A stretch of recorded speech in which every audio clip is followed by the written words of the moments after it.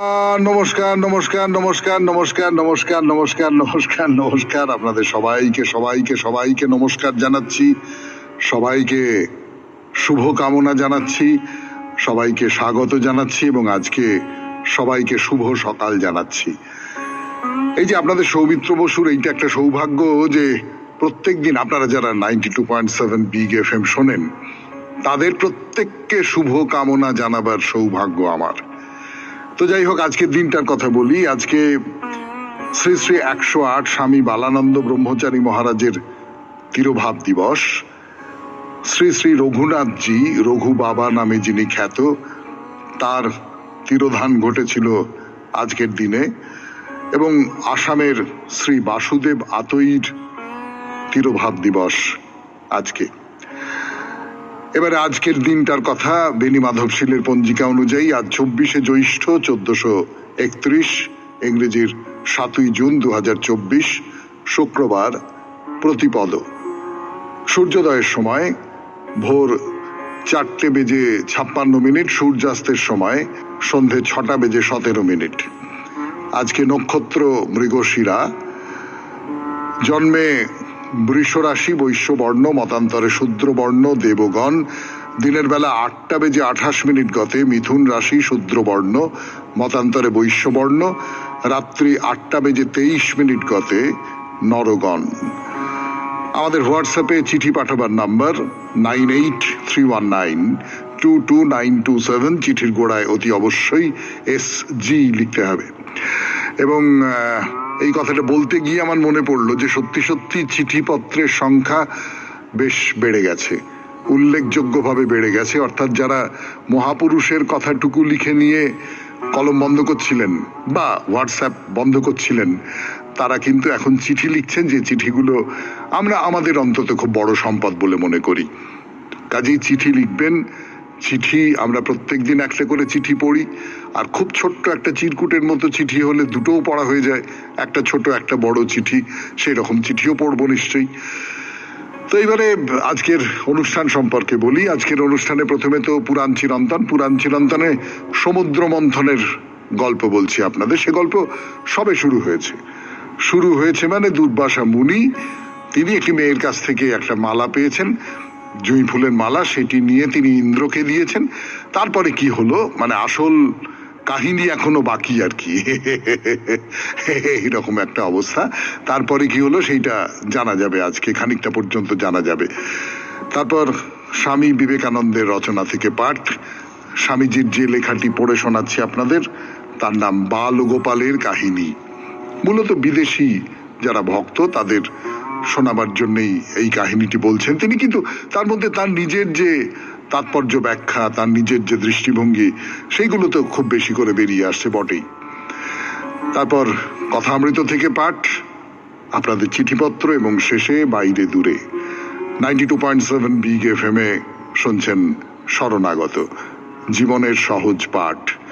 পুরাণ চিরন্তন নিয়ে ফিরে আসছে আপনাদের সৌমিত্র বসু গানের পর। এলাম 92.7 বিগ FM শরণাগত অনুষ্ঠান শুনছেন। আমি আপনাদের সৌমিত্র বসু। শুরু করব পুরাণ চিরন্তন, সমুদ্র মন্থনের গল্প। আপাতত ব্যাপারটা খুব শান্ত হয়ে আছে, মানে ভবিষ্যতে যে কি তুমুল কাণ্ড ঘটবে তার কোনো আভাস এখনো পর্যন্ত পাওয়া যাচ্ছে না। দুর্বাসা মুনি ওই মালাটা ইন্দ্রকে দিয়েছেন এবং ইন্দ্র নিলেন।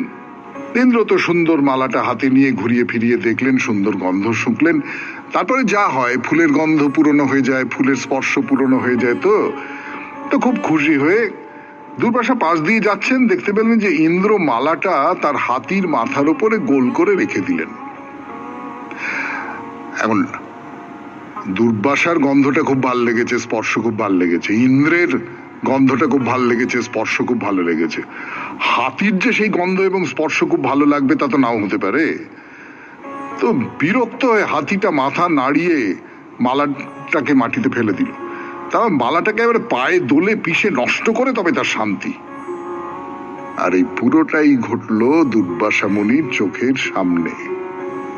তো স্বভাবতই দুর্বাসা একে তো খুব রাগী মুনি, তারপরে আমি আপনাকে একটা ভালোবেসে একটা মালা দিয়েছি, আপনি সেটা হাতির মাথার উপরে রাখলেন। আচ্ছা, সে না হয় রাখলেন, ঠিক আছে, সেই হাতিতে আমি চড়েছি, তার হাতির মাথার উপরে একটা ওই রকম মালা রয়েছে, সেও না হয় হলো।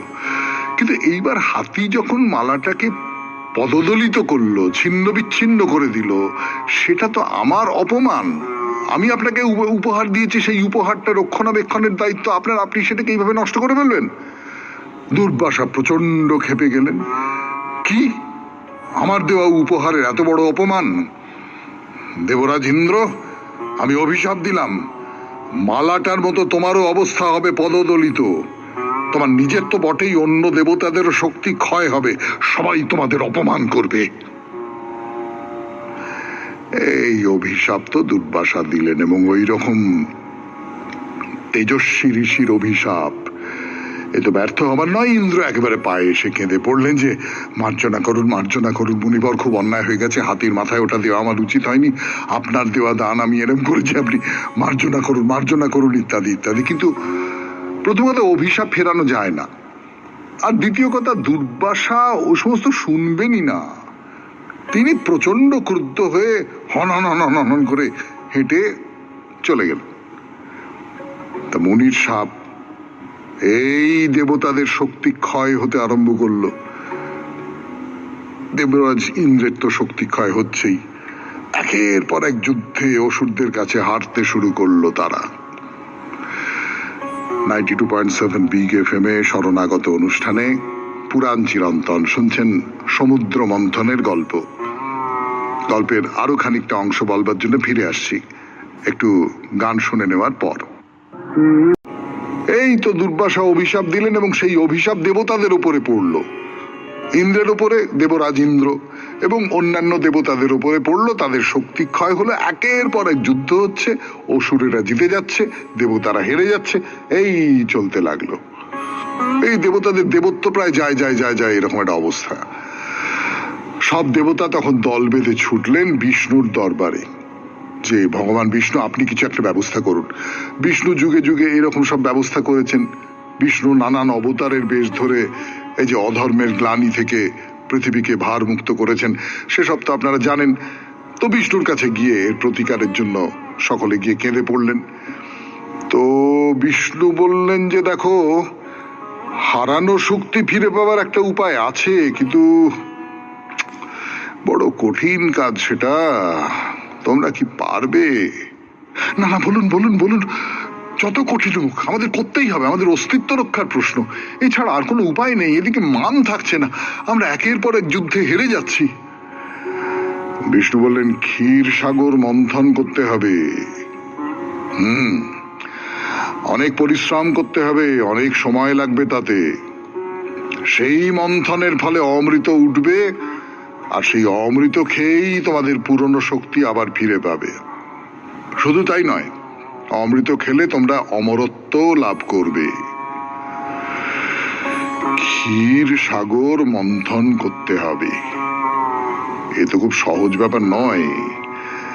এত বড় একটা সাগর, সেটা মন্থন করা যাবে কি করে? তার উপযুক্ত মন্থন দণ্ড লাগবে, একটা রজ্জু লাগবে যা দিয়ে ওই পুরোটা মন্থন করা হবে।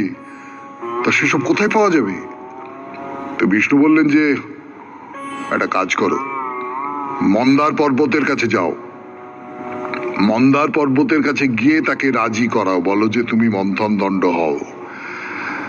আর সর্পরাজ অনন্ত বা বাসুকি, তাকে বলো তিনি হবেন মন্থন রজ্জু। তবে একটা কথা বলি, তোমরা দেবতারা মিলে এত বড় একটা কাণ্ড করে উঠতে পারবে না। তোমরা অসুরদের কাছেও যাও, বলো তাদেরও সাহায্য লাগবে, অনুরোধ করো একসঙ্গে সবাই মিলে ক্ষীরসাগর মন্থন করা হবে। দেবতারা বললেন, কিন্তু তাহলে অসুররা তো অমৃতের ভাগ চাইবে, আর সেই অমৃত খেয়ে তারাও তো অমর হয়ে যাবে, তখন কি হবে? বিষ্ণু বললেন, আচ্ছা বেশ, ঠিক আছে, সে পরের কথা পরে ভাবা যাবে, তার দায়িত্ব আমার।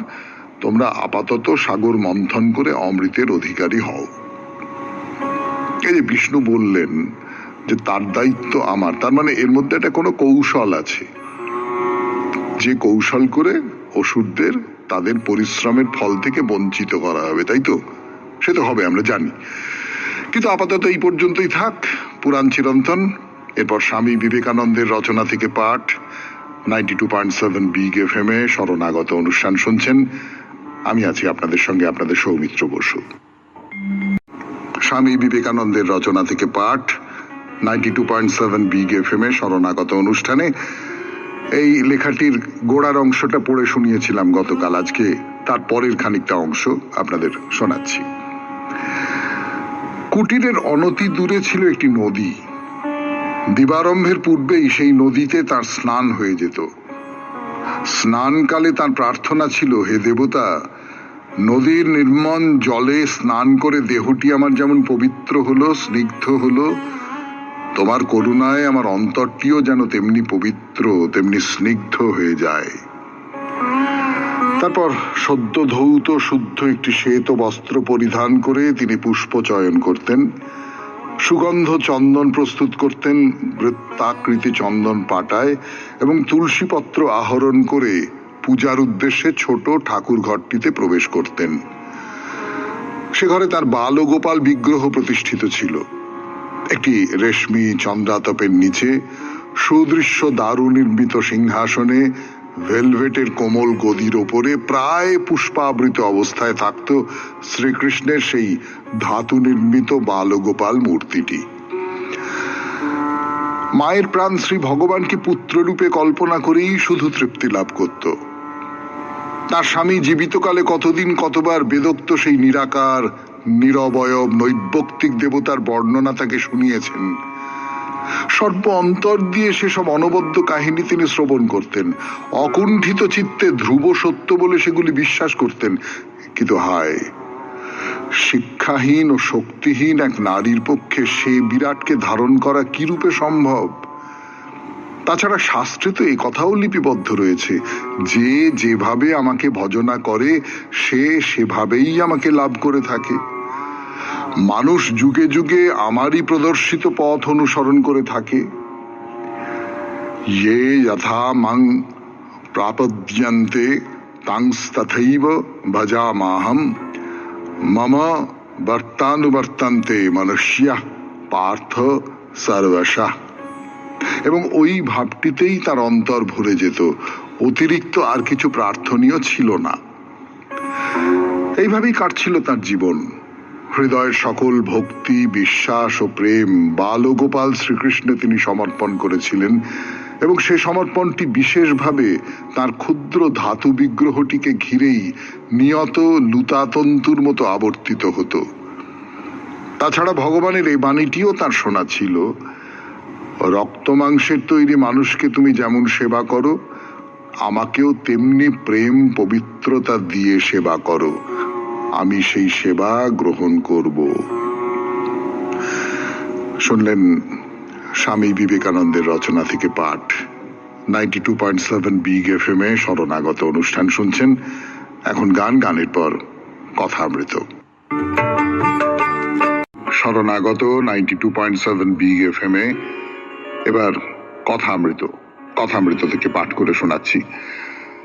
এর আগের দিন কথা হচ্ছিল যেটা ঠাকুরের কথা, যে বিশ্বাস, বৈরাগ্য, এইসব কথাগুলো তো ঠাকুরের যে অমৃত কথন তার মধ্যে বারবার করে উঠে পড়ে, যে তীব্র বৈরাগ্য নিয়ে যদি তাকে ডাকতে পারো, তীব্র আসক্তি নিয়ে, মানে আসক্তি বলতে আমি সংসারের প্রতি আসক্তি এই কথাটা বলছি না, তীব্র ব্যাকুলতা নিয়ে যদি তাকে ডাকতে পারো, তাহলে তিনি দেখা দেবেন, তাহলে তার সংস্পর্শে আসতে পারবে, তিনি তোমাকে ছুঁয়ে দেবেন, পরশমণির মতো ছুঁয়ে দেবেন, তাহলে তুমি সোনা হয়ে যাবে। তো তার জন্য যেটা দরকার সেটা হচ্ছে সারল্য, বালকের মতো সারল্য, বিশ্বাস। একটা গল্প বলি আপনাদের। গুরুর প্রতি বিশ্বাস। শিষ্যরা গুরুকে বিশ্বাস করে তারা যাচ্ছে, সামনে একটা নদী পড়েছে, গভীর নদী, অনেক গভীরে তার জল। শিষ্যরা কেউ সাঁতার জানে না, খরস্রোতা নদী। তো তারা জয় গুরু জয় গুরু জয় গুরু জয় গুরু বলতে বলতে বলতে বলতে পার হয়ে চলে গেল বিশ্বাস। গুরু পেছন পেছন আসছিলেন। তিনি ওই নদীর সামনে পড়ে তিনি বললেন যে আমার শিষ্যরা তো আমার কথা বলে চলে গেল, জয় গুরু বলতে বলতে চলে গেল, তো আমিও নদীতে নামি। তা আমি আর জয় গুরু কি করে বলবো? আমার আবার গুরুকে, আমার তো আমিই তো গুরু, আমার নাম করেই তো ওরা পার হয়ে গেল। বলে যেই তিনি জয় আমি বলে নামতে গেলেন, অমনি টুপ করে জলের নিচে তলিয়ে গেলেন। ওই যে আমি বলেছেন, আমিটাকে মুছে ফেলতে হবে। জয় গুরু, জয় তিনি, তাকে আমি সমস্তটা সমর্পণ করলাম, ব্যাকুল হয়ে সমর্পণ করলাম, সরল হয়ে সমর্পণ করলাম, বিশ্বাসের জায়গা থেকে সমর্পণ করলাম। তো ঠাকুর বলছেন আগেকার লোকের খুব বিশ্বাস ছিল। হলধারীর বাপের কি বিশ্বাস! আগেকার লোক অনেক বেশি সমর্পিত ছিল। এই যে আধুনিকতা বলতে যেটা বোঝায়, আপনারা ভেবে দেখবেন, সেই আধুনিকতা কিন্তু আমাদের ক্রমাগত বস্তু জগতের দিকে বেশি করে ঠেলে দিচ্ছে। তো আমি আপনাদের আর একটা বলি, রবীন্দ্রনাথ তো চীনে গিয়েছিলেন 1924 সালে, মানে আজ থেকে 100 বছর আগে। তো সেখানে গিয়ে তিনি অনেকগুলো বক্তৃতা দেন। সেই বক্তৃতাগুলোর সংকলন হচ্ছে টক্স ইন চায়না বলে একটি বই আছে তার। সে বই নিয়ে আবার নানান গল্প রয়েছে। রবীন্দ্রনাথ ছাপিয়েই আবার তুলে নিয়েছিলেন, অন্যরকম করে ছাপিয়েছিলেন, ইত্যাদি ইত্যাদি। সেটা বাদ দিন, আমাদের আলোচনার মধ্যে পড়ে না। কিন্তু আমাদের আলোচনার মধ্যে যেটা পড়ে সেটা হচ্ছে যে রবীন্দ্রনাথ বলছেন, খুব খুব দামি কথা, আমার নিজের খুব মনে হয় খুব দামি কথা। বলছেন যে এই যে আধুনিক যন্ত্র সভ্যতা এটা কি করে, এ কিন্তু আপনার শরীরের ক্ষমতাটাকে বাড়িয়ে দেয়, শরীরের ক্ষমতাটাকে বাড়িয়ে দেয়। এই যে ধরুন আপনি শরণাগত অনুষ্ঠানটা শুনছেন, তো আমি বলছি, আমি কত জোরে বললে কত দূর পর্যন্ত শোনা যায়, কত জোরে বললে আমার গলার একটা মাপ আছে, তো একটা ক্ষমতা আছে। কিন্তু আমার সামনে এই যে যন্ত্রটা রয়েছে, এই যন্ত্রটা, তার সঙ্গে আরো অন্য যন্ত্রতন্ত্র ইত্যাদি ইত্যাদি মিলিয়ে এইটা কত ঘরে কত দূর পর্যন্ত আমার গলাটা ছড়িয়ে যাচ্ছে। তাহলে আমার শারীরিক শক্তি, আমার যে কণ্ঠস্বরের শক্তি, সেটাকে বাড়িয়ে দেওয়া হলো না? আমি যে ঘরের মধ্যে বসে রয়েছি, সেই ঘরটা কৃত্রিম ভাবে ঠান্ডা করা হয়েছে। বাইরের যে গরম, সেই গরমটা আমাকে টের পেতে হবে না। আমার শরীরের পক্ষে আরামদায়ক করে দেওয়া হয়েছে। এইরকম করে যা কিছু আপনি ভাবুন, আপনি হেঁটে কতটা পথ একসঙ্গে যেতে পারবেন না তো বেশি দূর, কিন্তু আপনার গাড়ি আছে। মানে যন্ত্র যে কোনো ভাবে হোক আপনার শারীরিক ক্ষমতাটাকে বাড়িয়ে দিচ্ছে। একটু গান শুনি, সেও যন্ত্রের মধ্যে দিয়ে গান। যে গায়ক গেয়েছেন তিনি তো একটা জায়গায় গিয়েছেন, সেই গানটা যন্ত্রের মধ্যে দিয়েই আপনাদের সকলের মধ্যে ছড়িয়ে যাচ্ছে, তার ক্ষমতাটাকে বাড়িয়ে দিচ্ছে, তার নানান দিকে ছড়িয়ে পড়ার ক্ষমতাটাকে বাড়িয়ে দিচ্ছে। সেই গান শুনি, তারপরে আবার ফিরে আসছে এই নিয়ে দুটো কথা বলবার জন্য। 92.7 বিগ FM এ শরণাগত অনুষ্ঠানে শুনছেন কথামৃত থেকে পাঠ। 7 বিগ FM এ শরণাগত অনুষ্ঠানে যা বলছিলাম আমি, যে এই যা কিছু যন্ত্রপাতি চারপাশে দেখেন, আলো, পাখা, মাইক্রোফোন, যা যা যা যা কিছু, এই সমস্তগুলো আসলে আমাদের শারীরিক ক্ষমতাকে বাড়িয়ে তোলবার কাজ করে। তো রবীন্দ্রনাথ বলছেন যে ডাইনোসরের যুগ, প্রাগৈতিহাসিক যুগ, সেই যুগে জন্তু জানোয়াররা তারা প্রচন্ড শক্তিশালী ছিল। তো সেই শক্তিটাই কি আধুনিকতা? আধুনিক যন্ত্র সভ্যতা আমাকে সেই শক্তিমান করে তুলছে, কিন্তু আমার শারীরিক শক্তি নেই। আমার যেটা আছে সেটা হচ্ছে আত্মার শক্তি, এবং সেই আত্মার শক্তি আছে বলেই আমি মডার্ন, আত্মার শক্তি আছে বলেই আমি আধুনিক। আমি প্রাচীন যুগের সেই ডাইনোসরদের মতো শক্তিশালী নই, আমি মনের শক্তিতে শক্তিশালী। যে মনটা, যে আত্মাটা ওই ডাইনোসরের ছিল না। খুব দামি কথা না? তো যে কথাটা বলতে গিয়ে এই সব কথাগুলো উঠে পড়লো, সেটা হচ্ছে যে আগেকার মানুষের খুব বিশ্বাস ছিল আধুনিক যন্ত্র সভ্যতা এই বিশ্বাসের জায়গা থেকে আমাদের সরিয়ে এনেছে, এই সমর্পণের জায়গা থেকে আমাদের সরিয়ে এনেছে। আধুনিক সভ্যতা আমাদের অনেক বেশি জাগতিক ক্ষমতার অধিকারী করেছে। তো বলছেন যে ওই ঠাকুর বলছেন, তো মেয়ের বাড়ি যাচ্ছিল, রাস্তায় বেলফুল আর বেলপাতা চমৎকার হয়ে রয়েছে দেখে ঠাকুরের সেবার জন্য সেই সমস্ত নিয়ে 2-3 ক্রোশ পথ ফিরে এলো তার বাড়িতে, ঠাকুরকে দেব। আচ্ছা, এটা আমাদেরও হয় না, এতটা হয়তো হয় না। আপনি রাস্তা দিয়ে যেতে যেতে যেতে যেতে হঠাৎ দেখলেন একটা গাছে ফুল হয়ে রয়েছে, আপনার দেখে মনে হলো আহা, এইটা যদি ঠাকুরের ঘরে দিতে পারতুম গো, ঠাকুরের পায়ের তলায় ফুল দুটি রাখতুম, তাহলে কত সুন্দর হতো, ঠাকুর কত ভালোবাসতেন এই ফুল নিয়ে। আমরা হয়তো 5 ক্রোশ পথ আবার ওই ফুলটা ঠাকুর ঘরে দেবার জন্য ফিরে আসি না, কিন্তু আমাদেরও তো মন কোথাও টানে ঠাকুর ঘরে ঠাকুর আছেন, তার পায়ের তলায় এই ফুলটি একটু রাখি, কি যা হোক কিছু একটা রাখি, এই বেলপাতাটি বাহ কি টাটকা, আমার ঘরে যে শিব ঠাকুর আছেন তার কাছে রাখি, এই রকমটা তো আমাদের মনে হয়, তাই না? তো ঠাকুর বলছেন যে রামযাত্রা হচ্ছিল, কইকেই রামকে বনবাসে যেতে বললেন। হলধারীর বাপ যাত্রা শুনতে গিয়েছিল, একবার দাঁড়িয়ে উঠল, যে কইকেই সেজেছে তার কাছে এসে পা মরি এই কথা বলে দেউটি বা প্রদীপ দিয়ে মুখ পোড়াতে গেল। অর্থাৎ নাটক আর বাস্তব এই দুয়ের তফাৎ মুছে গেল। এইটা কিন্তু ঠাকুর শ্রী রামকৃষ্ণ পরমহংসদেবেরও হয়েছে। গিরিশচন্দ্রের নাটক যখন দেখতে গেছেন তিনি, তখনও তিনি ওই তার ভাব ও সমাধি হয়েছে, তিনি উত্তেজিত হয়ে পড়েছেন, তার ভেতরে উদ্দীপন জেগেছে, তার ভেতরে আসল আর নকল একাকার হয়ে গেছে। এই সমস্তগুলো তো আমরা পড়েছি বা শুনেছি, তাই না? 92.7 বিগ এফএম এ শরণাগত অনুষ্ঠানে শুনছেন কথামৃত থেকে পাঠ। ফিরে আসছি আরো পাঠ করবার জন্য। হলধারীর বাবার কথা, ঠাকুর শ্রী রামকৃষ্ণ পরমহংসদেব, তার বিশ্বাসের কথা, তার গভীর তীব্র আকুতির কথা 92.7 বিগ এফএম এ শরণাগত অনুষ্ঠানে। স্নান করবার পর যখন জলে দাঁড়িয়ে রক্তবর্ণং চতুর্মুখম এইসব বলে ধ্যান করত, তখন চক্ষু জলে ভেসে যেত। আমার বাবা যখন খড়মপুরে রাস্তায় চলতেন, গায়ের দোকানিরা দাঁড়িয়ে উঠতো, বলতো ওই তিনি আসতেন। যখন হালদার পুকুরে স্নান করতেন, লোকেরা সাহস করে নাইতে যেত না, খবর নিত উনি কি স্নান করে গেছেন। ঠাকুর নিজের বাবার কথা বলছেন। আপনারা জানেন তিনি খুব ধর্মনিষ্ঠ মানুষ ছিলেন, সেই জন্যই তো তার ঘরে ভগবান এসেছিলেন। রঘুবীর রঘুবীর বলতেন, আর তার বুক রক্তবর্ণ হয়ে যেত। এগুলো সমস্তটাই গভীর বিশ্বাসের জায়গা থেকে আসে। সেই গভীর বিশ্বাস চারপাশে যেন একটা আলো বিকিরণ করতে থাকে।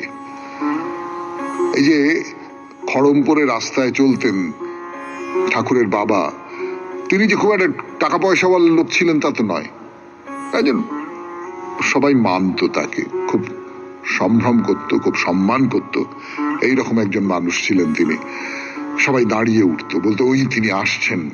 যখন স্নান করছেন তখন না না না না না, উনি যখন স্নান করছেন তখন কেন? সাধারণ একজন গরিব গৃহস্থ, তাকে এত পাত্তা দেবার কি আছে? তার আত্মার শক্তিতে, আত্মার শক্তিতে তিনি বিশিষ্ট, এবং সেই আত্মার শক্তিটা আসছে বিশ্বাস থেকে। তিনি যখন মন্ত্র পড়ছেন তার বুক রক্তবর্ণ হয়ে যাচ্ছে। বিশ্বাস, এই বিশ্বাসের কথা বলছেন ঠাকুর 92.7 বিগ এফএম এ শরণাগত অনুষ্ঠানে। শুনলেন কথামৃত থেকে পাঠ। এরপর আপনাদের চিঠিপত্র। ফিরে আসছি গানের পর। এলাম 92.7 বিগ এফএম এ শরণাগত অনুষ্ঠানে। দুটো চিঠি পড়বো আজকে। একটা খুব ছোট্ট চিঠি, 1 লাইনের একটা চিঠি, চিরকুট বলতে পারেন। আর একটা চিঠি, বড় চিঠি। বড় চিঠিটি লিখেছেন সৌমিত্র মুখার্জি, খড়দহ, উত্তর 24 পরগনা থেকে। আর ছোট্ট যে চিঠিটি সেটাই প্রথমে পড়বো, সেটি লিখেছেন দেবব্রত ভৌমিক, সুভাষগ্রাম থেকে। দেবব্রত ভৌমিকের চিঠিটি আগে পড়ি। আমি চিরতরে দূরে চলে যাব, তবু আমারে দেব না ভুলিতে। কথাটি কবি নজরুলের, তবে এটি আমার মনের কথা। দেবব্রত ভৌমিক, সুভাষগ্রাম। আপনি চিরতরে দূরে চলে যেতে চাইলেই আমরা আপনাকে চলে যেতে দেব কেন? কাজে কাজে ওইসব ভাববেন না। শরণাগতর সঙ্গে থাকুন, শরণাগত শুনুন, শরণাগতের একজন মানুষ হয়ে উঠুন, শরণাগত পরিবারের সদস্য হয়ে থাকুন। অভিমান করেন কেন? এইটুকুই। এর পরের চিঠি আপনাদের বলেছিলাম যে সেই চিঠিটি লিখেছেন সৌমিত্র মুখার্জি, খড়দহ, উত্তর 24 পরগনা, কলকাতা 117 থেকে। পড়ে শোনাই সেই চিঠি। প্রিয় সৌমিত্রবাবু, চিঠির প্রথমে আপনি আমার প্রণাম গ্রহণ করবেন। আজ বেশ কয়েকদিন যাবৎ মা রাজবল্লভী মন্দির সম্বন্ধে আপনি বলছেন। আমি সস্ত্রীক ওই মন্দিরেতে গিয়েছিলাম, মাকে দর্শন করে এসেছি। আপনি যে কথাগুলো বলছেন একেবারে সঠিক, এই জায়গায় কোনো ভুল কিছু নেই। কিন্তু আমার প্রচন্ড কৌতূহল যে আপনি এত যে জায়গার কথা বলেন, সব জায়গায় তো আপনার যাওয়া সম্ভব নয়, কিন্তু আপনি একদম সঠিকভাবে সেই জায়গাগুলোর কথা বলেন যেন আমি সচক্ষে দেখছি, আমি ঘুরে বেড়াচ্ছি। বেশ কিছুকাল আগে নেপালে সম্পর্কে বলেছেন। আমি নেপাল ভ্রমণ করেছি, পোখরাতেও গিয়েছিলাম, লুম্বিনী পার্কে যাওয়া হয়নি। কিন্তু নেপালের অন্যান্য জিনিস আমি দেখেছি, আপনার কথার সঙ্গে সব মিলে গেছে। আমি যেন নিজের সচক্ষে আবার নেপাল ভ্রমণ করছি, এইরকম অবস্থা। আপনি আরো বেশ কয়েকটি তীর্থস্থানের কথা বলেছেন, সেগুলো কয়েকটা জায়গায় আমি গিয়েছি, মিলে গেছে। কিন্তু এত কিছু আপনি জানছেন কিভাবে? বই পড়ে তো এত কিছু জানা যায় না। সচক্ষে আপনি ঘুরে এসেছেন, এসে সেই তথ্যগুলো আমাদের মতো শ্রোতাদের পরিবেশন করছেন। আমি জানি আপনাদের মতো মানুষদের অনেক বই পড়তে হয়, বিশেষ করে যারা আকাশবাণীতে কাজ করে এসেছে তাদের অভিজ্ঞতা আর আজকের বর্তমান যে প্রাইভেট চ্যানেলগুলোর আরজেরা রয়েছে তাদের সঙ্গে আপনাদের যারা আকাশবাণীতে কাজ করেন তাদের সঙ্গে আসমান জমিন ফারাক। আমি কিন্তু কাউকে ছোট করে এই কথাগুলো লিখছি না, আমি তাদের সম্মান করি, শ্রদ্ধা করি, কিন্তু আমি রেডিও শ্রোতা, তো তাদের ঝুলিতে যত অভিজ্ঞতা আছে আকাশবাণীর আরজেদের তুলনাতে আমার মনে হয় অনেক অনেক বেশি অভিজ্ঞতা। কৌতূহল রইল, শুধু আপনাকে জানানোর জন্যই চিঠি লিখলাম। চিঠির শেষে বিগ এফএম এর সমস্ত কলাকুশলী ও শরণাগত সমস্ত শ্রোতা বন্ধুদের আমি জানাই আন্তরিক অভিনন্দন ও শুভেচ্ছা। আপনি আমার প্রণাম নেবেন সৌমিত্রবাবু। ইতি সৌমিত্র মুখার্জি, খড়দহ, উত্তর 24 পরগনা, কলকাতা 117। আমি সত্যি সত্যি গিয়েছি কিনা, না গিয়ে কেমন করে এইভাবে বলছি, এসব টপ সিক্রেট। সৌমিত্রবাবু আর এক সৌমিত্রবাবুর কথা শুনুন। এই সব কথা তো আপনাকে বলতে পারবো না। যারা ধরে ফেলতে পারেন তারা ধরে ফেলতে পারেন, কিন্তু আপনার মতন যারা আছেন তাদের এই সব কথা বলে ফেলা তো যাবে না। বরং ধরে নিন না আমি সত্যি সত্যি ঘুরে আসছি, আর ঘুরে এসে আপনাদের এই সমস্ত কথাগুলো বলছি।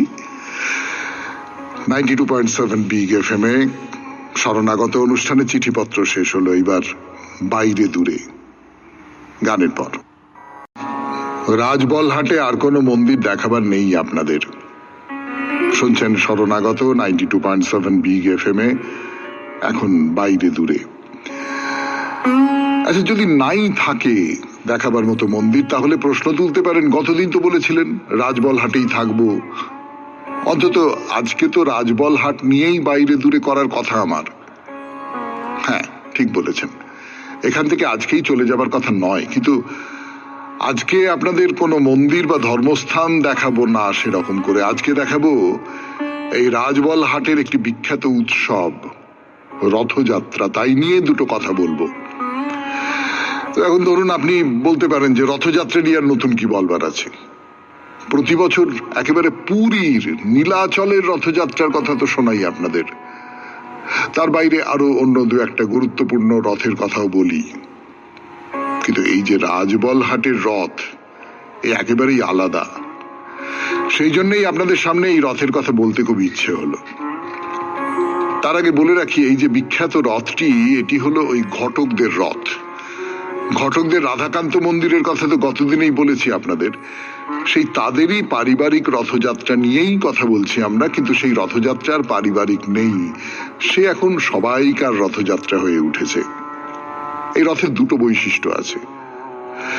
এক, রথযাত্রা মানে তো জগন্নাথ বলরাম সুভদ্রার যাত্রা, তাই তো?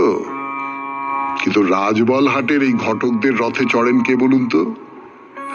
শ্রীকৃষ্ণ আর শ্রী রাধিকা। কি ভেবে দেখতে গেলে ব্যাপারটা চমৎকার না? রাধা আর কৃষ্ণ বেরিয়েছেন একসঙ্গে রথে চড়ে। হ্যাঁ, আর একটা বৈশিষ্ট্যের কথা বলি, এই রথ কিন্তু দড়ি দিয়ে টানা হয় না, টানা হয় লোহার শেকল দিয়ে। রথটা খুব সুন্দর, বড় তো বটেই, আর সাজানো হয় খুব সুন্দর করে। মোট 9টা চূড়া আছে এই রথে। আগে এই চূড়াগুলো সব পেতলের ছিল, কিন্তু চুরি হয়ে গেছে, এখন ওই অন্য কিছু দিয়ে এই চূড়াগুলো মানিয়ে নেওয়া হয়েছে, এই আর কি। রাজবলহাটের রথযাত্রার কথা বলবো আপনাদের 92.7 বিগ FM এ শরণাগত অনুষ্ঠানে। একটু গান শুনি। রথের কথাটা উঠে পড়েছে, রথটা কেমন দেখতে তা বলি আপনাদের। বিশাল রথ, বিশাল, খুব বড়, রঙিন, মানে রঙিন করে তোলা হয়েছে আর কি। যখন সাজানো হয় তখন 12টা বিশাল বিশাল চাকার উপরে ভর দিয়ে চলে সে। আগে তো অনেকখানি রাস্তা ধরে চালানো হতো সেই রথ, ভক্তেরা জয়ধ্বনি দিতেন। আবার অনেকে তো এমন মানুষও আছেন, এই যেমন রবিবারের শরণাগততে চৈতন্যদেবের কথা বলছিলাম, নিজেকে হারিয়ে ফেলে উন্মাদের মতো রথের সামনে পেছনে নৃত্য গীত করতে থাকেন, কোনো খেয়াল থাকে না বা ভিড়ের চাপ পড়ে। এইসব করতে করতেই কোনো এক ভক্ত রথের চাকার তলায় পড়ে মারা যান।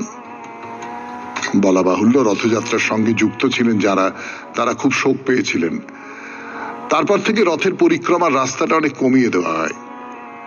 তো এই যে রাজবলহাটের রথযাত্রা, এর দায়িত্ব এখন আছে রাজবলহাট স্কুল কমিটির ওপর। তাদের উদ্যোগে এখানে একটা মেলাও বসে, গ্রাম্য মেলা, মানে আধা গ্রাম্য আধা শহুরে মেলা বলতে পারেন। সেখানে নানান ধরনের সব জিনিসপত্র পাওয়া যায়, সে খুব হইচই করা একটা মেলা হয় এখানে। প্রশ্ন হলো, এই যে স্কুল কমিটি রথযাত্রার উদ্যোগ আয়োজনের খরচা কোথায় পায়? আগেই তো বলেছি রাধাকান্ত মন্দিরটি বাজারের খুব কাছে। এই বাজারের দোকানীদের কাছ থেকে চাঁদা তুলে রথযাত্রা হয় মুখ্যত। টাকা বেঁচে যায়, যে টাকাটা বাঁচে তাই নিয়ে দুস্থ ছেলে মেয়েদের পড়াশোনার খরচ চালানো হয়। কি ব্যাপারটা খুব ভালো না? এইবারে চলুন রথটা দেখি। এই বাজারের মধ্যে দাঁড়িয়ে আছে রথ, কল্পনা করুন কি অপূর্ব দেখতে। সামনেই সাদা রঙের 3টে ঘোড়া পা তুলে আছে, যেন যাচ্ছে, যাত্রা করার ভঙ্গি। তার পেছনে একটা বারান্দা করা হয়েছে, আর সেই বারান্দা, ঘর, রথের বাইরের জায়গাটুকু সবটা জুড়ে যেন রঙের দাঙ্গা বেঁধে গেছে। হ্যাঁ, এমন সাজানো হয়েছে। এ তো সোজা কথা নয়, রাধা কৃষ্ণ চড়বেন এই রথে, না সাজালে চলবে কেন? রথের কথা বলবো আবার পরের দিন 92.7 বিগ FM এ শরণাগত অনুষ্ঠানে। আজকের মতো শেষ করি, সময় হয়ে গেছে। আমাদের হোয়াটসঅ্যাপে চিঠি পাঠাবার নাম্বার 9831922927। চিঠির গোড়ায় অতি অবশ্যই SG লিখতে হবে, সে তো আপনারা জানেন। এবার তাহলে রবীন্দ্রনাথের কবিতা। চলেছে উজান ঠেলি তরণী তোমার, দিক প্রান্তে নামে অন্ধকার। কোন গ্রামে যাবে তুমি, কোন ঘাটে হে বধূবেশিনী ও গোবিদেশিনী? উৎসবের মাসিখানি কেন যে কে জানে, ভরেছে দিনান্ত বেলা ম্লান মুলতানে। তোমারে পরালো সাজ মিলি সখী দল, গোপনে মুছিয়া চক্ষু জল। মৃদুস্রোত নদীখানি ক্ষীণ কলকলে, স্তিমিত বাতাসে যেন বলে, কত বধূ গিয়েছিল কতকাল এই স্রোতবাহী, তীর পানে চাহি। ভাগ্যের বিধাতা কোনো কহেননি কথা, নিস্তব্ধ ছিলেন চেয়ে লজ্জা ভয়ে নতা তরুণী কন্যার পানে। তরি পরে ছিলেন গোপনে তরণীর কাণ্ডারির সনে। কোন টানে জানা হতে অজানায় চলে, আধো হাসি আধো অশ্রু জলে। ঘর ছেড়ে দিয়ে তবে ঘরখানি পেতে হয় তারে অচেনার ধারে। ওপারের গ্রাম দেখো আছে ওই চেয়ে, বেলা ফুরোবার আগে চলো তরিবে। ওই ঘাটে কত বধূ কত শত বর্ষ বর্ষ ধরি ভিড়ায়েছে ভাগ্য ভীরু তরি। জনে জনে রচি গেল কালের কাহিনী, অনিত্যের নিত্য প্রবাহিনী। জীবনের ইতিবৃত্তে নামহীন কর্ম উপহার রেখে গেল তার। আপনার প্রাণসূত্রে যুগ যুগান্তর গেঁথে গেঁথে চলে গেল না রাখি স্বাক্ষর। ব্যথা যদি পেয়ে থাকে না রহিল কোনো তার ক্ষত, লভিল মৃত্যুর সদাব্রত। তাই আজি গোধূলির নিস্তব্ধ আকাশ পথে তব বিছালো আশ্বাস। কহিল সে কানে কানে, প্রাণ দিয়ে ভরা যার বুক সেই তার সুখ। রয়েছে কঠোর দুঃখ রয়েছে বিচ্ছেদ, তবু দিন পূর্ণ হবে রহিবে না খেদ।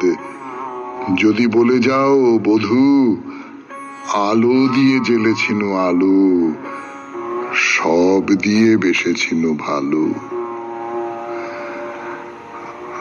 সবাই খুব ভালো থাকবেন, আনন্দে থাকবেন। নমস্কার নমস্কার নমস্কার নমস্কার নমস্কার।